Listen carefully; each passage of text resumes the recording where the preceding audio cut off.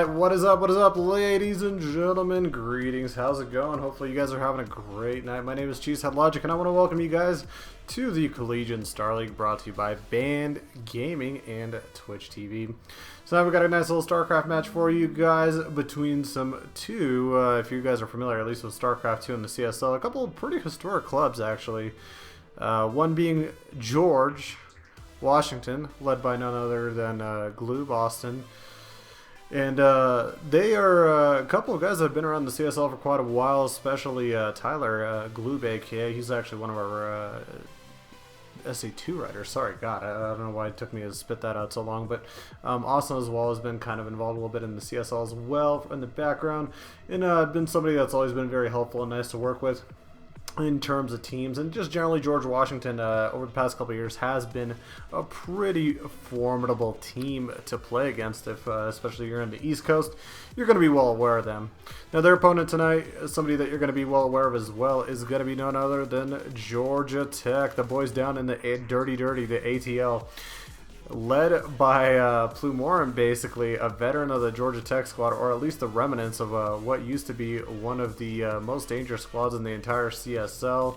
And we can kind of introduce and talk about them a little bit later as we get into our first games of the day. But definitely when you look at the lineups today, a lot different than what we have had in the past when both of these teams would face each other or just generally be playing in the CSL.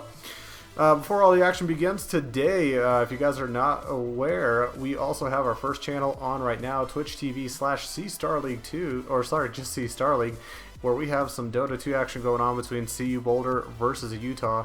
Earlier today, Carnegie Mellon and Pittsburgh battled it out, where Carnegie Mellon took a nice 2-0 victory. Shoutouts to our MOBA nerds over there, doing their own thing. Doing their own awesome thing, not just their own thing, but it's an awesome thing. So if you guys get a chance tonight, especially since we'll probably end a little bit early tonight before they do, head on over there. They're on the first channel. Obviously, every Tuesday and Thursday you could find StarCraft action here on C Star League 2. So, you know, if you got a little bit of a moment and you haven't hit that nice little purple button, go on and do that. But looking at today, interesting time in the SC2 world with WCS over, post-patch, post-WCS, post kind of usually season patch coming in. A lot of different things coming into play for the StarCraft 2 side. Ladder lock is officially underway, and now it's just a matter of time before the game takes a little bit of a transition in terms of multiplayer, and hopefully we'll get a little chance to talk about that tonight. Now, Mr. Austin Kim, aka Sugar, how you feel so fly? Not going to be playing first, unfortunately, against Plumorin because he's apparently still in class. Hashtag dedication to that education game. No biggie. We'll start off with game 2 a little bit out of order. No harm, no foul there at least. So we'll have Ornlu versus Eric. And let me check if they're ready. If they're ready to go, I'm ready. So let's not hold everybody else behind. Double check. Just want to make sure before I start. I asked them if they were ready already, and they gave me the okay, but I don't want to like shock them and take them by surprise. We got a ready and a yep from Ornlu. Now we're just waiting for good old Eric from the Georgia Tech side. So here we go. Oh wait, not yet. Hold up, guys. Hopefully you guys are having a good evening as well. If you guys get a chance, be sure to head over to any social media that you prefer, guys. Honestly, you know, we don't really terribly ask for subscribers or money or anything of that sort. You know, if you want to support the CSL and Collegiate Esports, some of the best things that you could do is just go out there, share a stream link, share a picture, I don't know, go ship post or something like that. I mean, I'm really not going to be too picky about it, so you know what to do, and all of that is really appreciated.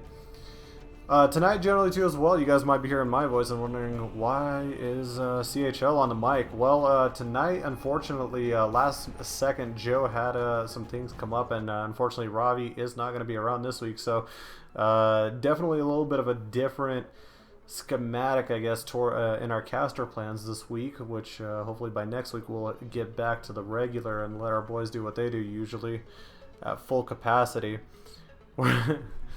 And we're still waiting for that one ready right here from Eric. I'm just trying to kind of stall off right now until we're all good to go. See, this is why you double check with everybody. There we go. We got our yep. So let's roll over to game one. But before we head into game one, a little bit of a shout out to our sponsor, Band. Can't be anywhere without them, and this little video will let you know what they're all about.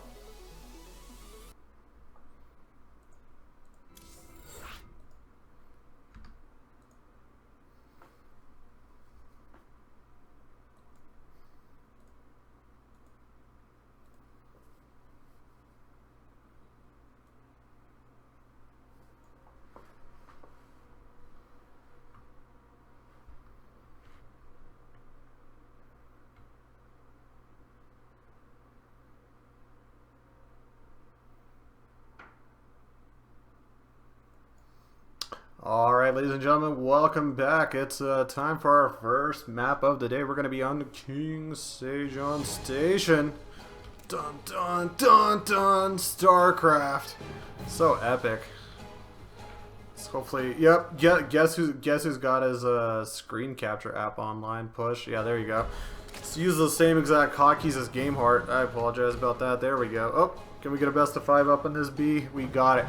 Alright. Good evening, ladies and gentlemen, and everyone tuning in. We are live down at the bottom right side of King Sejong Station. In the pink, we have our George Washington Zerg. It is Ornlu. I was trying to be tricky and everything and set up hotkeys today for the stream broadcast, and unfortunately, some of my numpad keys were actually pinging like different keys on my keyboard, and so and half of them were like SE2 ones, so I couldn't actually keep them just due to that fact alone. And we will be looking to see here what's going to be going on over there as he takes a quick first hatch. But over here at the top left side of the map in the green, we've got our Protoss player representing Georgia Tech. It is Eric. And if you guys ever want to let me know if the music is too loud in-game or if my voice is a little bit too low for you guys, feel free to let me know. I do want to balance that out. Don't get to do a lot of commentating these days, so, you know, don't, at least if I'm not doing a personal stream, I don't usually have to worry about my own mic checks and sound testing. It's kind of nice. It's a little bit of a perk. I get to be a little bit lazier. Alright, well, nothing out of the ordinary, at least so far as we start today. You know, just a pretty quick expansion for our Protoss player, following up with the Cyber Core. Not going double gate or anything crazy like that just yet, so we'll have to see, and especially with the gas timing, it doesn't really give away any additional tech. Could be maybe following it up with a fairly quick Stargate or a second robotics, but at least it will give him enough gas if he wants to go into an Adept and as well get his Warp Gate upgrade. Meanwhile, our Zerg player sitting on a single gas pool finishes up, most likely, unless we see a Roach-Worm pop up, which we are not. We see speed.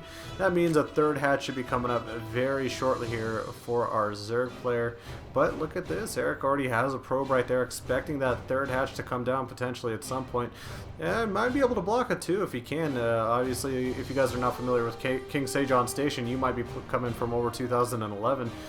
Because this map has been around for quite a while now. There's back rocks over here in the natural that you got to watch out for before you can take a potentially comfier for third base, I guess, in a sense. Never was one of those things where Zergs really prefer to break the rocks. They would just rather take the quicker third base rather than do the big workaround. It was a bit too much of a risk at times. Now, these two schools right now, not doing, I think, as well as they would hope, but at the same time, not the same two teams that we've seen in the past, unfortunately. With, on the side, at least for George Washington, they do not have a player by the name of CN Protoss, who has been around for the past couple years, a GM player that has been a star, probably in the top 10 to probably top 5 region, closer. Very clutch player. A lot of ace matches went through him, and a lot of victories were held by George Washington just because of that fact. But the same could be said about Georgia Tech as well, because they had a couple players, and actually even former CSL casters, hey, by the name of Remix and Theory SC2, both GM players in their rights. Theory, obviously, a random Grandmaster player, so a threat on multiple fronts. And then you had Marco, who was a really good 1v1 player, but actually ended up taking a lot of the 2v2 reins for himself and was a great 2v2 tactician. We saw some of the best games in the CSL via the 2v2 because of Georgia Tech over the years. It's always really fun to watch them play. And we'll kind of talk about them a little bit later once we get, hopefully, down that road. But right now, nothing too crazy, nothing really too out of the ordinary. Robotics facility coming out. We got the adept damage upgrade, and as well also +1 coming up. So these little bad boys will pack a nice punch. He'll be able to have observers. He'll be able to get he'll be able to get immortals out. But hold on just a second. A little bit of a loose moment in Eric's attention span right there, and might lose a stalker if he's not careful. A few lings run in, able to snack a probe and get on out. Grab some information as well. Not too much, but still better than nothing. See that there's no early third base coming on up. There's a side pylon here. The one concern here, if at least Eric is thinking about right now, he does need to get a couple units out and probably take a third, or you could just drop 2 proxy gates over to the right side of your base, over to the right side of your base, whatever works, right? This definitely shows probably some form of aggression and timing attack coming up, just because of the heavy investment that will be needed in the gates. Overlord's flying on in for our George Washington player, not able to gain any more information than he's already had, and sees that there's a Forge cranking out upgrades, but again, that's nothing really too crazy or out of the ordinary. Fortunately, these links already for a long time have seen that there's no third base here, and this should put a little bit of concern, at least for Ornlu at the current moment.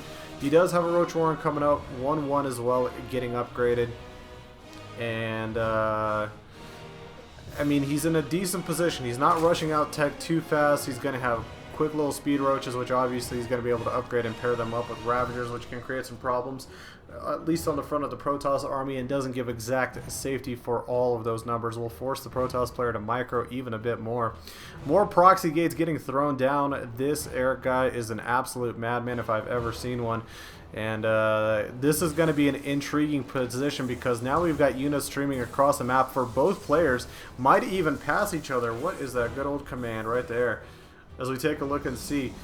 Oh man, with the War Prism out in front, he's going to be able to warp in some of those units a lot quicker. But could he get sandwiched actually? He might. He's got Adepts in the back. Roaches need to attack right now, and he needs to try to fight this off as best as he can. He doesn't have Immortals in this, so he's left with Adepts and Stalkers, but unfortunately caught a little bit of a sandwich right there with some of those units streaming across, and now big losses for our Protoss player Eric, and now the Speed Roaches are underway. The upgrade is done, and the chase is on.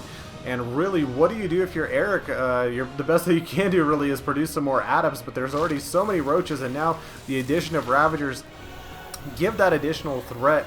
Just when you want to stand in distance, you got to walk out of it due to the fact of their little cannonballs that they begin firing up in the air. And he sends out a War Prism down towards the bottom left side of the map, going for that third base, it looks like, on a counterattack. But that leaves really poor defense capabilities out for our Protoss player. He's not going to be able to warp in quickly. He's not going to be able to defend this really well either with just 5 Adepts. And in theory, what looked to be kind of a cute and potential 2-base proxy push, not going to be working out too well for him due to the fact that just so many Roaches and Ravagers coming out so fast for our Zerg player. Good decision making by him as well. 1 Immortal is out, but 1 Immortal, unfortunately, this early in the game is not enough to deal with all of these forces. Units streaming in everywhere, and unfortunately, I don't even know where the hell that War Prism is. It's down at the bottom, not even a part of the game anymore. Looks like game 1's going to be going to our Zerg player from George Washington, Ornlu, but only in a matter of seconds. That Immortal's actually still alive. Heyo. Look at that. But now with all the pylons going down, only maybe I think a robotics base, the only thing that's actually able to produce at this point. And as soon as that Immortal goes down, there's the final defenses, and that's going to be game number 1, guys. No? No, not yet. Okay. Alright. Alright. Alright. Take your time. Take your time. It's okay. Oh, we got DTs coming in.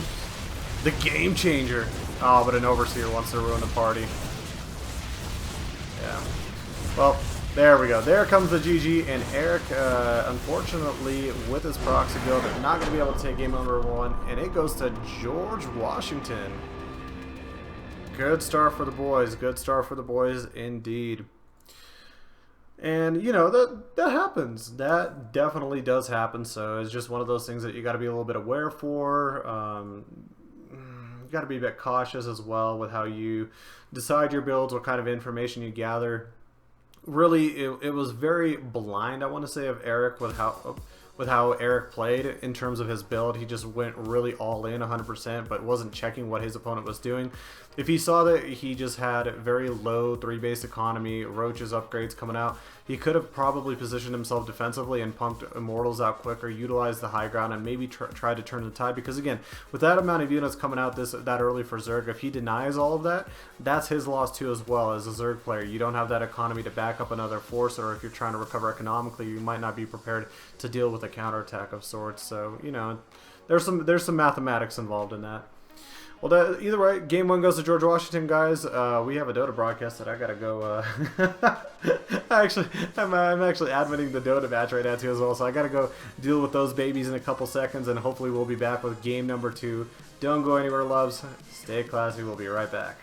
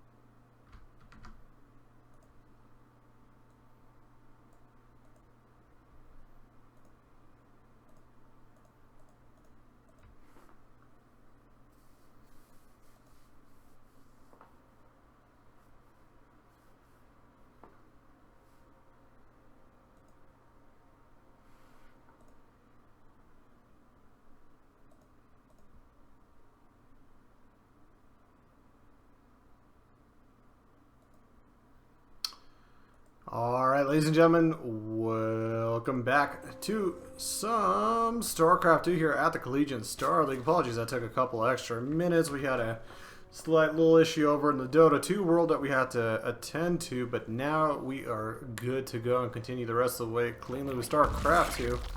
If you guys are just tuning in and want to welcome you back to the Collegiate Star League, or if you guys are hopping over from the first channel, I do apologize for that no-show from Utah, so hopefully we make it up with some good old-fashioned StarCraft 2 content, and you guys will be able to, you know, live your night peacefully.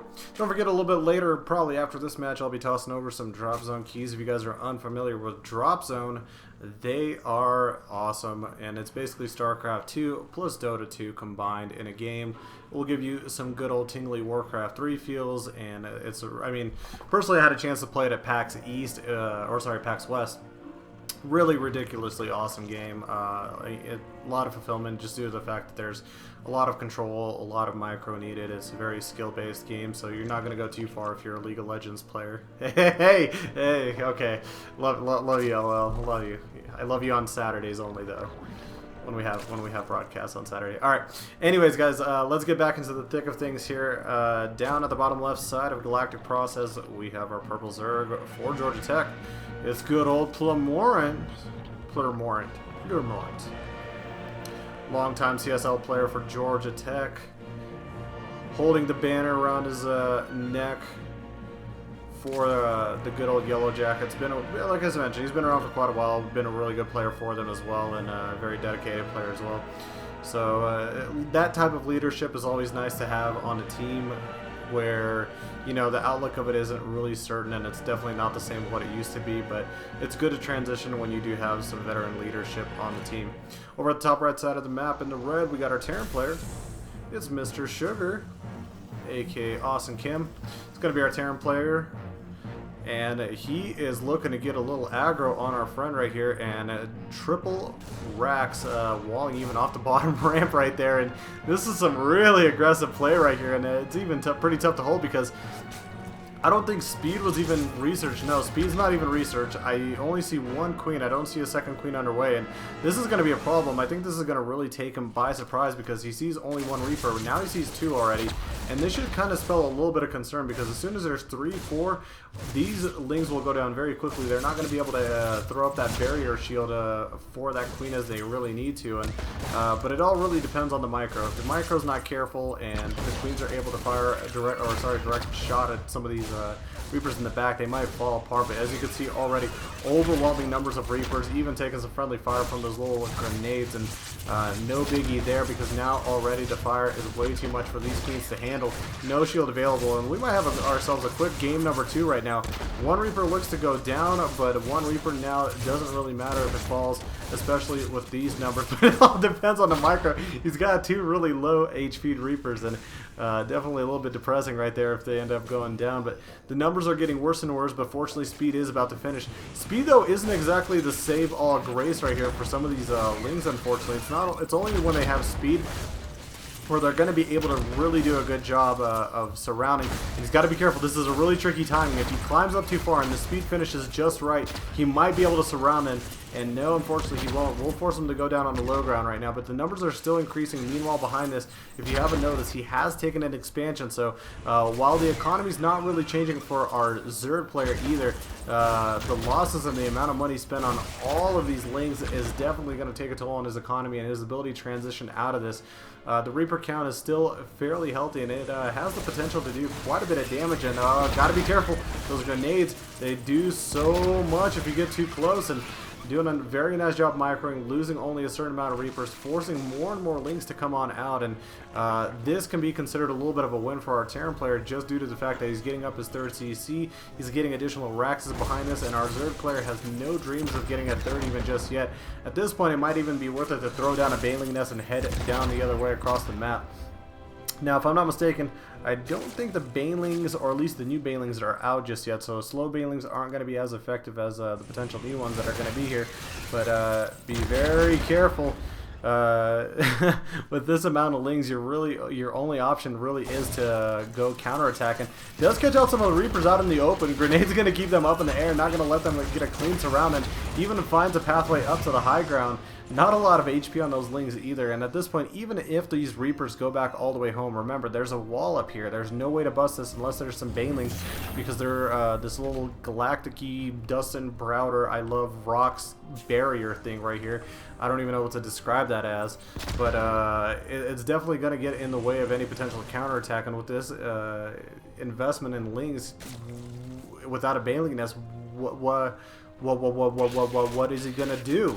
Well, there's the Baneling nest, so at least there's some progress in terms of the right direction, but unless he can crack the barrier or crack the front, it's not going to be looking really too good for him. Manages to actually catch this bunker as it's getting built right here, and he's sending over some SCVs, anticipating what looks like potentially going to be some of these lings turning into Banelings, but even the Baneling nest so far away.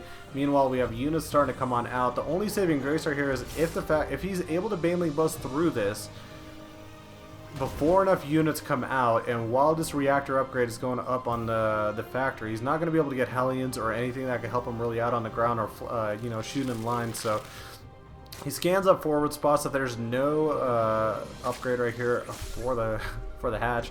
Yep, so scans the other, sees the Baneling nest, so I think this is going to confirm his thoughts and theories. No pun intended for our Georgia Tech former toss, and he's going to go try to break the wall right here. Let's see if he's going to be able to do it. And so far, so good actually right now. But Reapers do fly away up onto the high ground. There's another wall that he's got to end up busting before he could actually do some serious damage, and not able to clear it enough. Another bunker does end up finishing, and this looks like it's going to be GG. Sugar. Sugar, sugar, sugar. How you get so fly, man. Utilizing a good little cheesy Terran strat right there. Again, just kind of going back into it. He ended up walling off with 3 Raxes right here, sending Reapers across the map, and then expanding behind it as he put on a lot of pressure. Not a lot of great anticipation from Plurmorn, unfortunately, and with the speed coming so late, wasn't able to push off the Reapers quick enough before they became a bit of a problem there. So that is going to be a 2-0 lead right before we head over into the 2v2, guys, for George Washington. So tough times ahead potentially for our Yellow Jackets. We'll have to see if they're going to be able to come back. But, you know, 2v2 as always has been the opportunistic match of the CSL, and it's where series come back alive for certain schools. We'll have to see if that happens for Georgia Tech, though. But until that time, guys, hang tight. We'll be back with more StarCraft 2.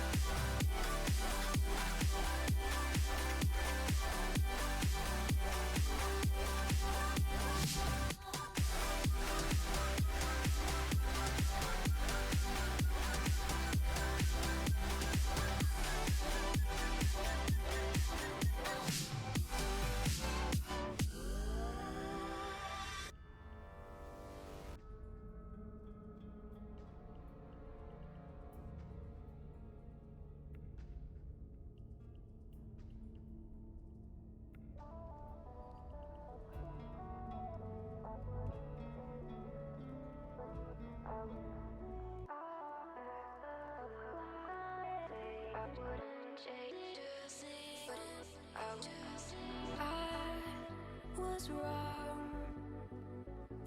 It creeps on back through colored glass.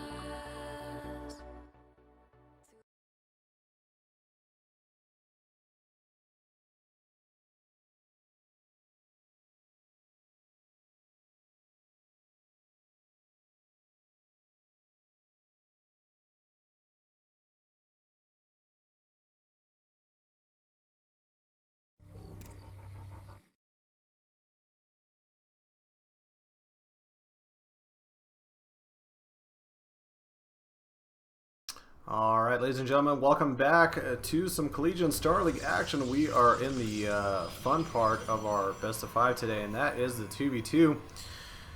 But definitely going to be maybe not so fun for a pair of these teammates, depending on how the result goes. We'll start over here in Seething Jungle at the top left side of the map in the pink. It's GVU's Gloob. Not only a rider, he is a CSL player, still has his passion, at least according to sources. But since he's switched to Protoss, I'm very questionable about. I'm questioning that. Not sure if he's got any passion left. We'll have to see though here. Or to the top right, his partner and his teammate is going to be Inker, a blue Terran. That's a man I like. That's a man I like. A Terran player, true integrity, hard worker, micros. Unless he uses mech, then you're a scum. But you know the rest. You know the rest. All right, down to the bottom left side of the map for Georgia Tech. They're on the ropes right now. They're gonna have to come up with something here. It is Giseo Cube. I'm gonna call you Cube, Mr. Green Protoss man. And his teammate over here, the Zerg player, Boxed Cube. Okay, I can't. We're gonna call you Box. We're gonna call you Cube because that's just going to be a pain in the butt today. I can't call both of you guys Cube, unfortunately. Alright, we're on Seething Jungle, so this is the general 2v2 map for all of our competition. And if you're not familiar, it is a shared single base, at least at the top, and with a big, wide ramp. You head down to the bottom where you have your natural expansions to move on. But to be able to get over to your opponent's side of the map, you got to take a pretty long route across the center of the map. Let's see if I can even get out there just a little bit to scan over for you guys. And as you see, it's a pretty long little route that you got to take in between a Xel'Naga tower. Hold on just a sec, we're still going. Oh, maybe I went a little too far. And then we get over to the opponent's side of the base. So it's a pretty long travel to get to there. It's kind of like going from New York. It's kind of going like from New York over to like England or something like that. You got to take a plane. You can't take a car ride. You definitely can't take a car ride from New York over to England unless you go the back way around, which you got to go through Alaska. And good luck. Hope to God that the ice sheets are strong enough to hold over your ton however much weight car. All right. Anyways, with the 2v2, always a fun little aspect to it. A lot of teams end up going for a lot of aggressive strats, but with the economic advantage that you get in Legacy of the Void, especially from the very beginning. A lot of teams in the 2v2, at least for the CSL, have decided to sit on their back and kind of be a bit of a counterpuncher and let their economy build up their forces, prepare their defenses, and defend, have a good economy, and then go counterattack. And that's kind of been pretty much the gist of a lot of these 2v2 games that we've seen as of late. The ZVP combination is definitely one of my liking because it gives you a lot of assets throughout a majority of the game and gives you a lot of power in the late game, but it could be, I guess, similarly said for a Terran and Protoss, especially if it's done right. Protoss can obviously hold up a lot of great position, it can be a bit mobile with the adepts. Terran, if they go bio, they're going to be able to drop, maneuver around the map pretty quickly and hit from different areas. And so it's going to be probably up to the Georgia Tech side to end up defending a lot of these attacks first and then building up a good enough army to head over for a counterattack of sorts. We take a look and see for our Protoss player from Georgia Tech, Cube. He's got already his Adepts upgrade, he's getting +1 and as well getting a War Prism out, so he might be able to go on to the offensive or at least put a little bit of pressure on his opponents once that ends up happening. We look on the other side of the map. Did I just see a medevac? I did indeed. Some Widow Mines, and that is very smart because if there's no detection available at the time, it can be a very harmful thing for the economic lines of the Georgia Tech side. No observer out just yet, but finally one going to be produced. Maybe this will come out just in time Maybe not in the right location, though, unfortunately. We'll have to be sure that he's very aware of where he defends the natural. Does he spot him? Might have spotted the medevac on the edges over here. He's setting Shades of Adepts across the map, and this is going to leave the natural a bit vulnerable. The main base does have an observer that comes out right in time when this medevac is just about ready to go in, and fortune be this guy right here, and activates activates the overcharge. Not going to allow even a single Widow Mine to burrow, and beautiful defense right there. A bit fortunate that the observer didn't head out anywhere across the map. If that was the case, that entire base could have been in shambles right there, or at least that economic line could have been. There's a War Prism over to the top left side of the map for Georgia Tech. Might be looking for some similar counter aggression of sorts, so some of these adepts could do a little bit, poke in, get a couple shots on some SCVs and some probes, and then back on out. Meanwhile, Boxed Cube opening up the main opening outside of the natural. That will allow him a clean entry and defense positioning for his third base. And obviously, it's very hard if you just keep expanding over to the left and to the north. It really kind of cuts up your map. It puts you in a bit of a dangerous position to defend your main base. This way you've got an overall good balance of position to work with trajectory-wise in terms of that. But more drops coming on up here from our Terran player, looking to find some sort of an opening while the Protoss stays active out on the map. Not a lot of units in terms of attack, so neither team looks like they're going to be ready to commit for any attack just yet. We do have a medevac coming on through, and they do spot it, so he's got to be very careful. It's kind of the chaos of the 2v2 matchup. There's just a lot of units all over the place, and one slip, too many units thrown away, that's when problems begin happening. Before losing the medevac, does drop a Widow Mine right there. It will be interesting how long that thing will stay alive for the time being, but definitely has potential to catch some additional units, get some free kills, while some additional units are running across the map. Shades from Box, they're looking to maybe get into the natural, but spots that there's way too many units in position. We'll keep them there for the time being. And we take a look in the back, though. Is that an Immortal drop? No, it's an Adept drop. But once again, fortune favoring Cube, and he ends up having an Immortal in place right as that drop ends up coming to him. And now here comes a medevac maybe to help out, but decides to pull out last second. This natural, though, is under quite a bit of trouble. There's only one Adept on the low ground. He needs some defenses from the high ground to come down and help him out. And Mothership Corps trying to do what it can. Activates the Photon Overcharge, pushes the War Prism up to the high ground. Immortal's going to end up chasing it. Second Immortal does come out as well, but needs to make sure he clicks to defend it properly, or he might have an open main base. Meanwhile, on the other side of the map, engagement happening. Georgia Tech on the offensive, and this could be really bad. Where did all those adepts go? I just lost every single one of those adepts. Oh, I guess sorry. They just went on top of the Protoss army. Good surround, good little concave right here for our Georgia Tech players, and they're really doing a nice job of pushing what looks to be like George Washington in. Disruptor shot catches a few units, but really low amounts of defenses in place, and this is kind of the problem when you're not accounting for everything going on. Nidusworm even as well. This will help out the transportation for Cube to get the rest of his Zerg units over to the other side of the map basically instantly. And while some of the units are on the other side of the map trying to do whatever damage they can, they do not have enough defenses at home. And I think at this point, just with the amount of defenses not available for them to utilize, they might end up losing too much of their production to recreate some kind of a wall or some kind of a defense of any sort. And now the Immortals, with them walking across the map, joining the battle, that adds an extra level of firepower. Good little disruptor shot right there, but not enough, unfortunately, to defend all of this. And like I mentioned, this is the opportunistic match of the CSL. If you can get to the 2v2, then you give yourself a chance. And what I'm saying is, most people will say, well, isn't 2v2 the third match you can get there right away? With lineup issues and really weird stuff in the CSL, sometimes an ace match gets deducted and puts you down at 0-1 right away at the start of the match. So these 1v1 matches can be hard on some of these teams, but when you head into the team game, that's where it gets really fun. And so as we watch and see, it looks like the rest of the forces are beginning to fall apart. Georgia Tech with a solid 2v2 push, and the Terran base really the only thing remaining standing in place, trying to do whatever it can. Not looking too good. Just a matter of moments until they end up dropping. And as we look back to the other side of the base, and yeah, just a few adepts over here on this side of the map, and oh, there we go. I was about to say, almost gets taken out by that Spore Crawler, but ends up getting caught by the second one at the natural.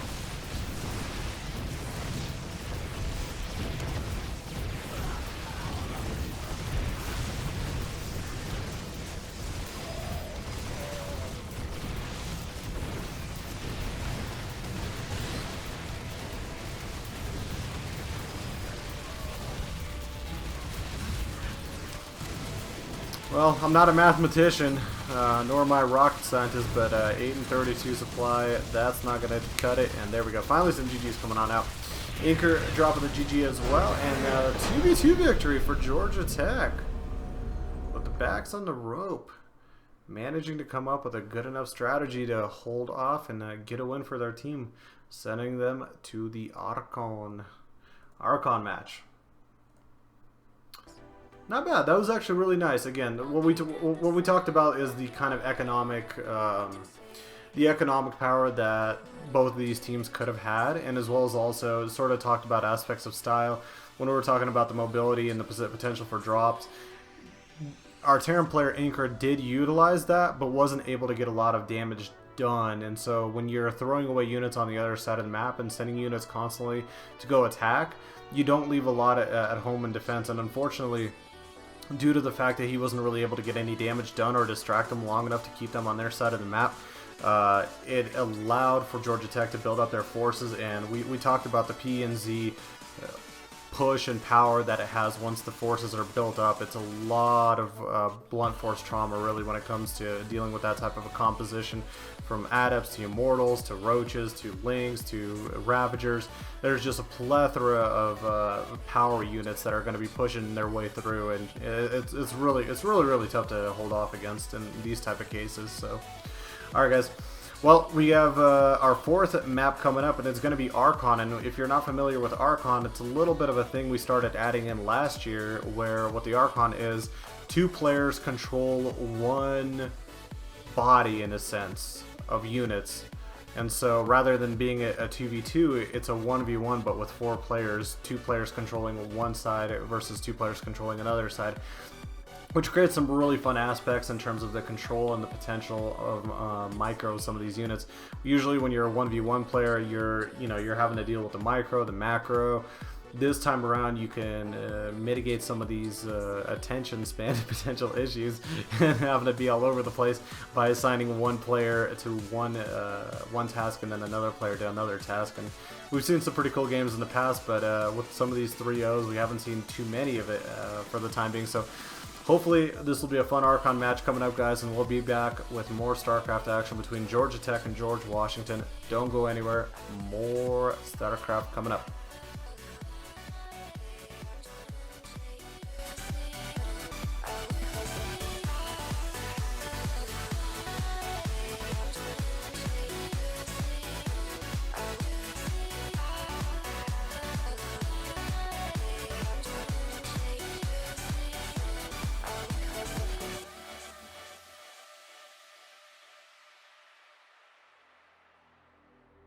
I'm here once again,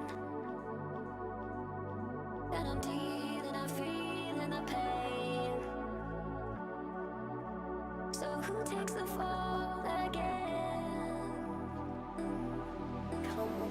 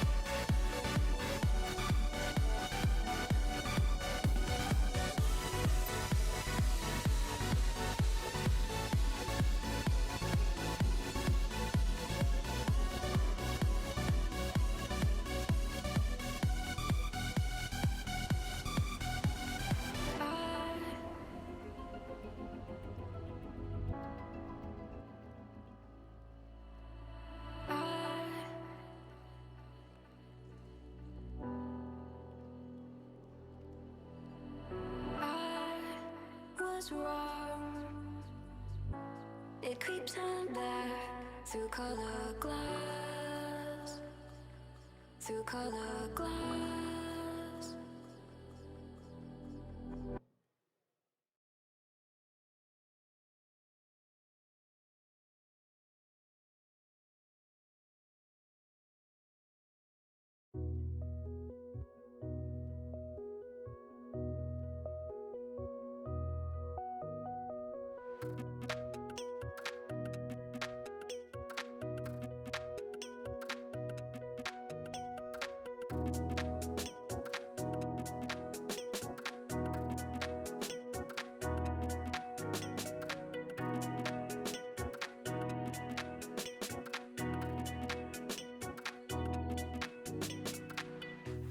Try to forget that you were here.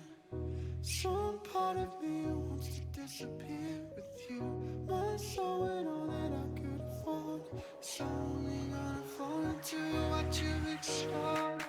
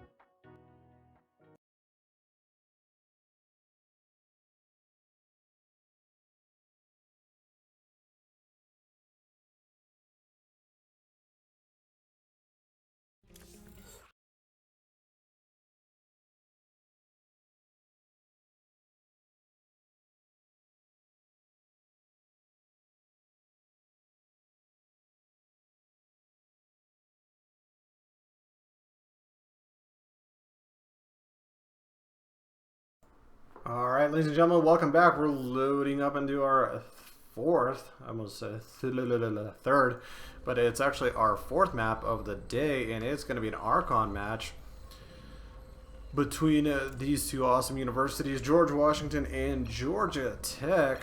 Congrats, obviously, to the 2v2 team from Georgia Tech from battling out of a little bit of an 0-2 deficit right there. Could have been broomed up, but good start nonetheless. We'll start over here, though, on the top left side of the map in our Zerg Archon team that consists of Ornlu and Bewaller. We're obviously on Apotheosis as well, if you have not noticed the very lengthy, slender design of the map. And they're going to be facing off against the Georgia Tech combo. I'm going to call them Cubed Squared, because they are the same exact 2v2 team. Can they get 2 wins? That would be definitely something of impressive stature. And so the way I look at it, this is pretty cool, because again, with the CSL, we do have a little bit of a wrinkle that involves you being able to utilize a person more than once in the lineup once you get past the 2v2. And so it does sort of make sense, if you have a very good synergy in your 2v2 team, that they would be the same players that would play in the in the Archon match. Just because some of the communication aspects, if you already have them down pat, then it allows you obviously to follow that up inside the Archon match. With that said, though, if you have a good enough player, then it just doesn't matter. We saw like last year, like last year for Kansas, somebody like Bales would just sit there and almost basically 1v2 people, and it was really hilarious to watch. I felt even bad for some of the Archon teams, but you know, when you see some of the tasks delegated properly and done properly as well, it can be a lot of fun to watch, and really some of these teams can utilize and reach a very high potential of play as well. Alright, well, utilizing some of that high potential play we were talking about, a couple proxy Raxes on the other side of the map, going to put some early Reaper pressure on our opponents, and this is beautiful because, again, while one player is macroing back home right now, getting the wall up and doing everything he needs on the economic side, there's one player on the other side of the map just has to control about the Reapers, doesn't have to look back or macro or do anything. You can just put all pressure with these Reapers, and that really puts a big hit, especially if you have only one, if you don't have a lot of units. The player that's probably in charge of the micro for our George Washington team can't really do too much. He's like, hey, he's feeding him lings, but the lings can't really do too much here, unfortunately, at the time for the time being. But it is nice too as well, because now as the economy's going up and as he's continuing to produce, the player that's microing can probably utilize a lot of his power to defend back at home and split everything properly up. We're up to 3 Reapers now, with more and more getting produced, especially from the one back at home. Has a little bit of a longer travel time to get there, but once he does, those reinforcements will definitely help. Reaper grenades coming on out, and it's a bit of a reminiscent of our Galactic Process game right here, where, oh, that Queen takes a couple big grenades right there, where we saw the early 3 Reaper utilization from our Terran player, Mr. Austin Sugar. And now with the speed finishing up though much quicker, we see a much better defense in place available for our two George Washington players. Might be able to push some of this back. Bunker sneakily getting built in the back, but these Lings do not have a lot of HP on them, so they've got to be very careful. If they are not microed carefully, he could end up losing his. A bunker could come up, and that could spell a whole level of trouble, especially for the National right here. But very nicely done. Splits his links properly, ends up taking out the bunker before it ends up getting built, so doesn't allow structural base to get built on the other side of the map. And now, with a lot of these Reapers being killed off, their attack potential has been lowered significantly, but that doesn't mean some of these drones can't get blown off the mineral line if they're not too careful about it. Meanwhile, back at home, no expansion in place just yet. We have a factory coming up with a tech lab and a starport coming up. A little bit too early to tell if it's going to be utilized for a Cloak Banshee or if he's thinking about building some tanks behind this. We'll have to see. Most likely Cloak Banshee. Could as well be a Liberator, but I just wouldn't see the advantage in building it right now. Bit of miss micro right there, loses a few more Reapers, and this is kind of the problem with Reapers, yeah. If you can't micro them properly and you end up losing them, a lot of the time your momentum ends up being in numbers and the ability to grenade and push everything off and kind of shoot everything in bunches and walls. And right now, as we watch the rest of these Reapers getting caught out of position, now the Raxes will have to be lifted and sent back home. There isn't an expansion in place just yet, nor is there a third base getting built up behind this as well. And as I say that, Jinx, he ends up putting the third base down, but it's still a long way before I think he can get his natural down comfortably. And we do see the Cloak Banshee coming on out, but there's nothing really to defend the ground forces right here. All he could do is really repair and wait for these Marines to pop out. Doesn't have any Hellions, doesn't have really much that he could utilize, and this is dangerous. Banelings are forming on top, and if Banelings can burst on through without really any units in position, these Lings have a high potential damage available to them.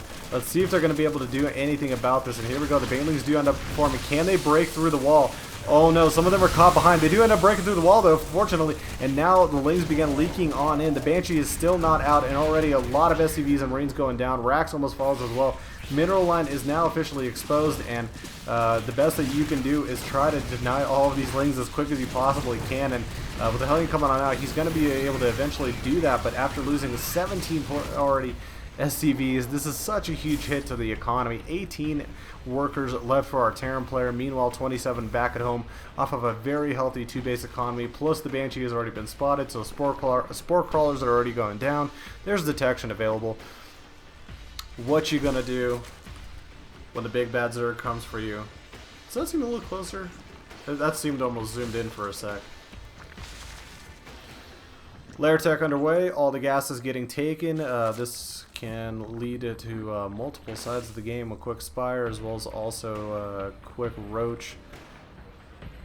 Roach, Evo Chamber, maybe even Hydralisk Den 2-2 coming up. But yeah, until he gets a little bit more creep spread and an Overseer with him to help out, and it's going to be a little bit hard to take a third base for the time being. Obviously, the desire is always to take that gold if you possibly can. But with this amount of queens, he does have a lot of transfuse available to him. Creep continues to spread out forward. Detection is well placed, and this Banshee just doesn't have a lot of room to maneuver or do anything of damage worthiness. Over on the left side of the map, we do see a Banshee flying over here as well. We'll see what it could possibly do, but the best bet right now for our Terran player is to kind of sit on his back and do his best half guard impression as he sits, rebuilds his economy off of 3 command centers, eventually somehow in some shape or form floats over to a third base. But a lot of it's going to be up to posturing, tank positioning, Marines, medevacs staying in position, make sure you don't get counterattacked, don't get caught off guard by anything really significant. We do see the Spire though, so going to take a little bit of flight as the game progresses on. This is such a long map. This is such a long map. Just because I don't play a bunch these days, so I'm always shocked to see just like how enormous some of these maps are in terms of distance. Especially if you're a bit of an older Wings of Liberty, early Heart of the Swarm player, you remember just playing a lot of these shorter, medium-sized maps, and these are just large, enormous distances and paths to come across. But with great economy, some of that gets deterred. You're able to produce pretty quickly, and it's not a big deal as, say, a quick short map where you get attacked all of a sudden with a bit of lower income. You don't have much to defend with, and so some of that surprise is taken out of the game and, you know, lets the game go on a bit longer. Good scouting though right now from Ornlu and B-Waller. They're well aware of what's going on currently, able to fly inside the base, get a little bit of a peek, sees that third CC, sees the tech path, notices that it's not mech, and might be able to see that additional barracks are going to be coming on out. Will definitely spot these 2 medevacs going across the map if he's paying attention, and that will signify hopefully some more units coming on out. It's a little bit scary though now with 7 mutas out on the map and already some good Ling counts there available. Bailing speed about to finish up, Overlord speed and Overseer speed. Not sure how much damage these medevacs are realistically going to be able to do. If they drop anywhere near and on top of these mineral lines, there's going to be some spore crawlers awaiting them. And at this point now it's just up to proper unit management and control for our Zerg team here from George Washington before they're able to do anything about it. Creep getting pooped out of the Overlord, that's going to block the landing of the orbital command at the 3rd in the gold. A little bit of influx of gold getting denied here, and might be opportunistic. Oh, we got to be careful controlling. I was about to say might be able to get some tanks. That would have been some juicy shots right there. Meanwhile, on the other side of the map, drop is released. Georgia Tech on the offensive finds a few morphing Bailings out front alone by themselves, and not a lot of defenses available here to do anything about it. Good micro right there from our Terran. Focus fires the Bailings before it hits a single Marine, and now can focus fire some of these mutas so he has the potential to fly away. Not only does that, but clears out all the Lings. And if he had all the mutas available for him to utilize, it might be a little bit of a different story, but good opportunistic catch right there for our Georgia Tech team. Now it's definitely going to have to be a bit more on the run as the mutas and the Lings end up chasing him out of the way. Third base still hasn't landed just yet, and you worry for somebody like Georgia Tech because they have oversaturated mineral lines. They've been dropping a lot of mules, so all of these resources are about to shut down. So when this economic transition happens, what's going to happen is our Terran player is going to go from 2 base over to 2 base. He's not going to go up to 3 base just because there's almost no economy at home to utilize. He doesn't gain really much out of it. Fortunately, it is a gold base, so the amount of yield he gets from each of these gold mineral patches will be a bit more for the economic bank, but not really that much more when we're talking about the entire scheme of things. 4th base gold getting is taken as well for our Zerg player, but still overall a fairly healthy spread of economy. You can see he even pulled off some of the drones much earlier. A little bit more to utilize and spread across the entire map. And this goes back obviously to the discussion we had earlier where our Zerg player was able to break into the main base of the Terran and down some of that economy, which forced them to kind of overproduce to make up for some of that. Liberators are now out on the map. They are the worst friend of a Muta. So Muta control is going to be very important, and positioning as well. And honestly, the more I look at it, this Terran army is looking a lot more intimidating. He's got Marine, Marauder, Tank, and with Liberator, if he can position properly with the Tank and some of the Marine Marauder gets good splits, he'll be able to most likely fight the ground army. And the Liberators realistically should be able to do some good damage to these Mutas unless they're taken out like this and caught a little bit out of position. Snipes the second one as well, almost gets a medevac as well. Wow, great control, all things considered. Liberator tries to position itself under the mineral line from the outside, not far enough though from the Queen and the Spore Crawler. Drop over here at the third base coming up. Gets a bit of damage done, forces some of the drones off the mineral line, takes the Spore Crawler, should be able to back on out, and indeed he does. Good distraction, good damage, keeps the Zerg player on his side of the map as best as he possibly can, and that's really the goal right now, because while all of this is distracting the Zergs, you can see that drones are not mining on the third or the fourth base, and they got to really get back to it and split them up properly as well to get the most economic advantage you can out of it. Catches that drop on the return home, which helps him out a little bit, but there is a big push heading across the map. I feel like some of the tanks might have been forgotten, or they're coming in a little bit late. Yeah, they're coming in a little bit late. But this is still a fairly intimidating army. Clearing the creep out, beginning to push on forward. Let's see what kind of damage he's going to be able to do.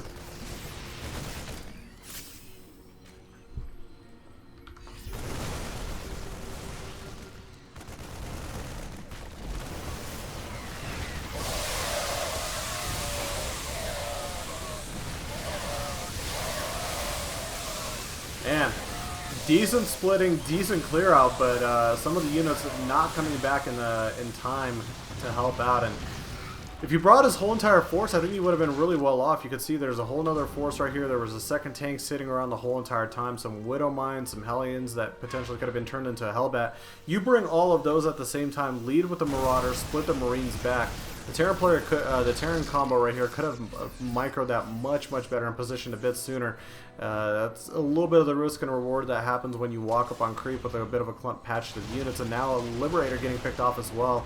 And all that advantage that our Terran player had is beginning to sort of slowly get lost out on. Maybe looking to hunt down the fourth base if he can, but now he's coming up on the creep. How much damage is he going to realistically be able to get done? He needs some ground support though. You don't see a lot of lings.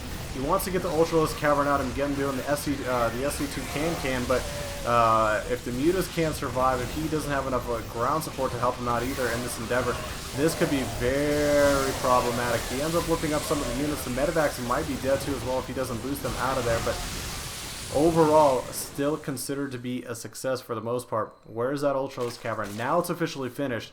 He can begin producing Ultras, and that's what he's doing, as well as also getting that Chidius plating, which adds on so much armor to the units, and this just becomes a game of survival now for our Zerg team.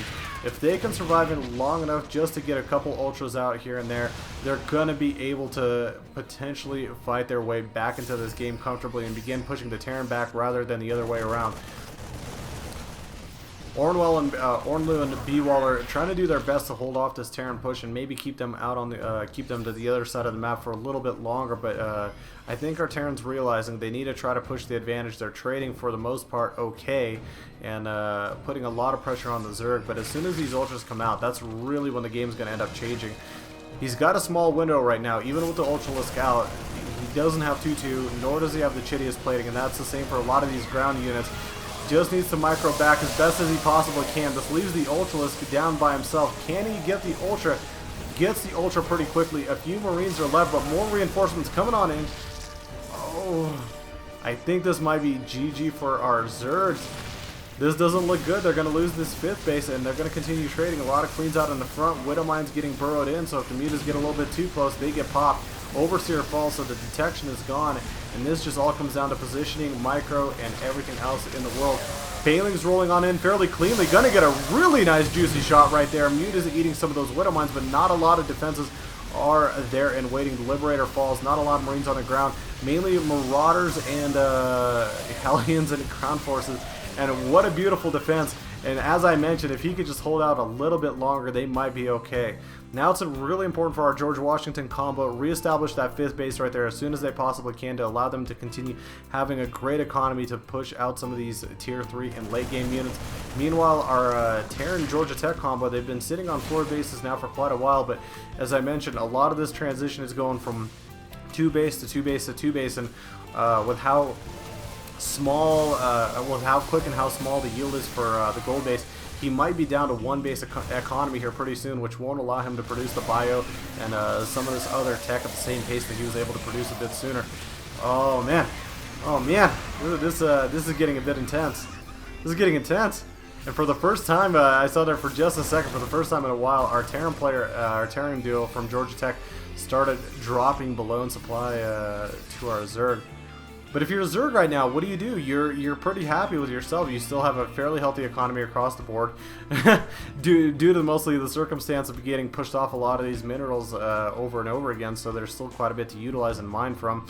You could transition a few of these back to home as well and mine out from there if you wanted to. Natural is completely gone. Gold still actually has a decent amount of resources available, but it's going to be very important to hold on to this 3rd base. If he loses his 3rd base or loses a lot of drones, it could do similar damage and hurt the economy just as much to our Zerg.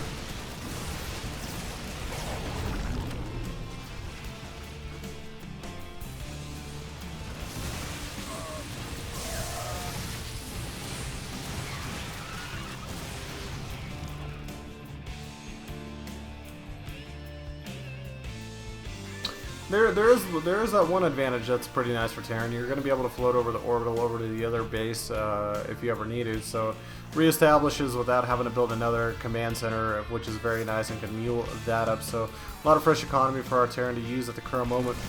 +3 upgrade not finished just yet. Neither is Burrow, but these 2/2 ground units plus the Chidius plated ultras can do quite a bit of damage. Has the Ghost South, needs to make sure he utilizes actually the snipe to do some significant damage to them, but all the energy is being utilized, and poor micro decision right there from our Terran. Ends up move commanding right into the Ultralisks. So really a wet dream for the wettest of wet dreams for a Zerg player, to move command with your whole army right in a straight line over into the Ultras. And now these hungry hippos begin their path of destruction towards the natural in the 3rd base. Marines not really being microed even as they stim. They're already down to almost no HP. Here come the link support, which becomes problematic because it becomes that much harder to micro through and get direct shots on those Ultras. Liberators trying to do their best to position, and if they don't position soon enough, these Ultras will continue to maneuver around with little to no ease. But if they do get in some of those liberation zones, these Ultras can fall pretty fast. But as you can see, the damage has been already done. The SCV count dropping very quickly, and I'm worried. I'm worried for our Georgia Tech boys right now. I'm worried for them. The rest of the economy sitting over here at the 4th base. Liberation zones do pop up, but he just backs out with the Ultras, lets the Lings pursue. Very smart, because even you're not too worried about the Lings getting killed off by the Liberators. That's a good trade, all things considered. Well, at least where we're at in the game right now, we got 20 SCVs for our Georgia Tech Terran combo. For Georgia Washington, 44 drones and a 117 supply. Now we have 3 attack on the melee, 2 defense on the regular ground, and then the Chidius plated up Ultras, which should add up to 6. Yep. Now with Corruptors up in the sky, the Liberators aren't as much of a problem, and it might be game here in a moment. We'll have to see. The Liberators can't really defend against these Corruptors now, and on the ground there's not enough forces to deal with all of these Ultras and Lings, so with the rest of the economy falling and this corruption beautifully thrown on, the CC could fall, and you could just see the difference right there. The Liberators trying to deal with the Corruptors, not able to do really much damage to them, and continuously getting pushed back. Even just one Ultra, look at the amount of damage that he's being done. I never actually checked the Terran upgrades, and they're actually only sitting at 2-2, so that can be a considerable problem as you look at the late game. Without having that 3-3 armor and that 3 attack, these Ultras already being as strong as they are just become that much stronger. Ultra now getting into the mineral line on the ground. Corruptors dealing with the Liberators up in the air. Corruption gonna get, or whatever the ability's called from these corruptors, can't get thrown on that orbital command, and that will fall down quickly as well. And it definitely looks like it's GG now with a few ghosts out. They're not going to be able to counter everything at a quick pace, which gives all the control to our George Washington group. They're going to be able to take this series 3-1, which moves them up to a nice, respectful 3-2 on the season. Very well done, boys. Good recovery, good patience, and good control. Everything that you look from in an Archon match. And this is just BM at this point. Flooding corruptors into all the production line. All the production gonna end up falling. That's what happens, man. You play against Zerg in the late game as a Terran, you risk the chance of getting SC2 can. The communist ultras, man, you gotta watch out for them. You gotta watch out for those commie ultras. They just do way too much damage.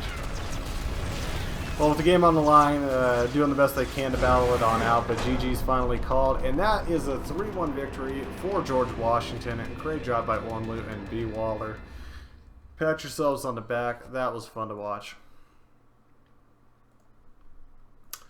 Well, guys, that does it for our series. Hey, look at that.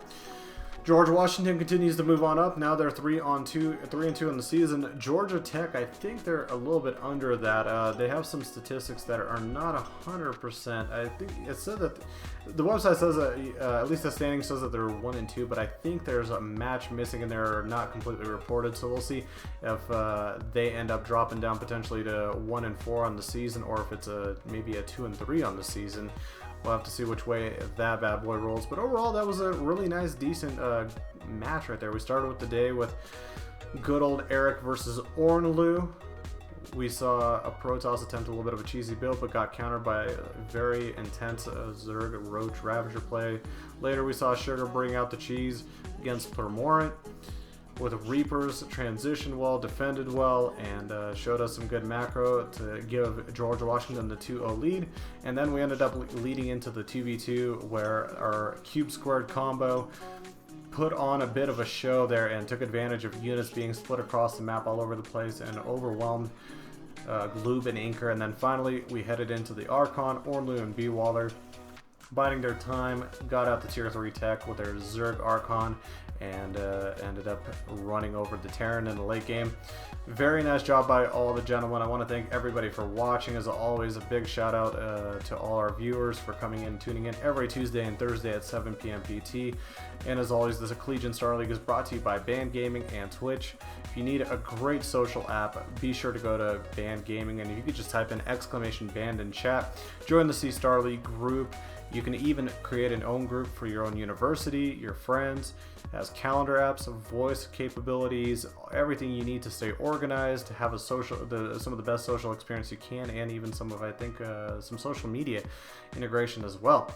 Really fun stuff, and it's definitely the primary social app that we use here at the Collegiate Star League to make sure that you have a direct line over to us, especially every Monday at, I think, 6 p.m. PT or 7 p.m. PT. There is a bit of a open hour session where if you guys have any questions, anything you want to talk about, anything you want to report, that is a great time to reach us. And again, just type in !band in chat and it will take you right over to our group where you can get a direct line to us at any point in time in the day. But, as always, thank you to Twitch for supporting Collegiate Esports, and Twitch being our primary streaming provider, and as always, you know, allowing us to have really fun events like PAX West, PAX East, and being around there and making us what we are today. They're a huge part of it, and I want to always thank them. So if you guys get a chance, be sure to give them a little bit of a shout out and a little bit of love on you know, some Twitter, some Facebook. Hit them up on social media and say thank you again and again for supporting Collegiate Esports.